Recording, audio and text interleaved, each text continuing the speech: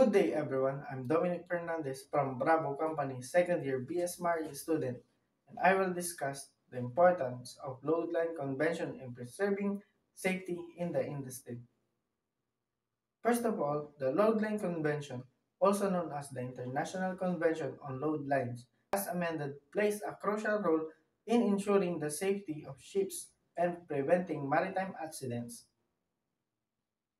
It establishes minimum standards for the safe loading of vessels, directly impacting stability and reducing the risk of sinking. Let's discuss the importance. The core principle of the load line convention is to prevent ships from being overloaded.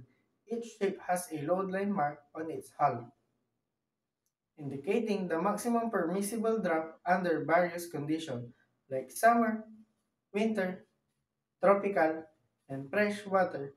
Exceeding this line significantly increases the risk of capsizing, especially in rough seas. The load line takes into account factors like the ship's size, design, and the expected sea condition. By adhering to the load line, ships maintain sufficient freeboard, providing crucial stability and reducing the likelihood of water entering the vessel.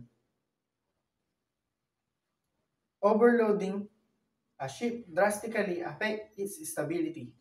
A higher draft lowers the metacenter,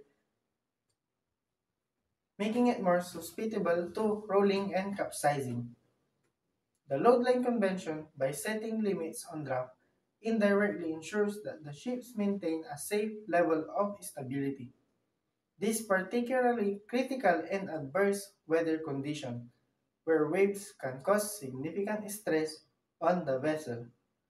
Overloading can put excessive stress on the ship's hull and structure, leading to potential damage or even failure.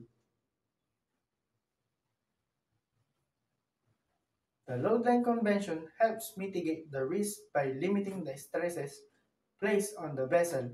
Structural damage can result in leaks, flooding, and ultimately sinking. The Load Line Convention provides a globally recognized standards for the safe loading practices. This harmonization ensures that ships operating internationally are held to the same safety standards, regardless of their flag state. This consistency is a vital for preventing inconsistencies in safety measures and promoting fair competition within the maritime industry. A ship that founders due to overloading can lead to significant environmental damage.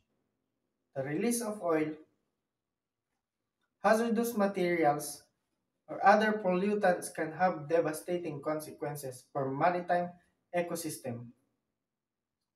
The Load Line Convention, by promoting the safe loading practices, indirectly contributes to environmental protection. The effectiveness of the Load Line Convention depends on robust enforcement mechanism, port state control.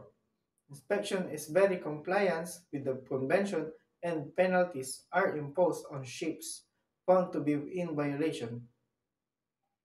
The deterrent effect ensures that ship's owner and operators prioritize adherence to the load line regulations.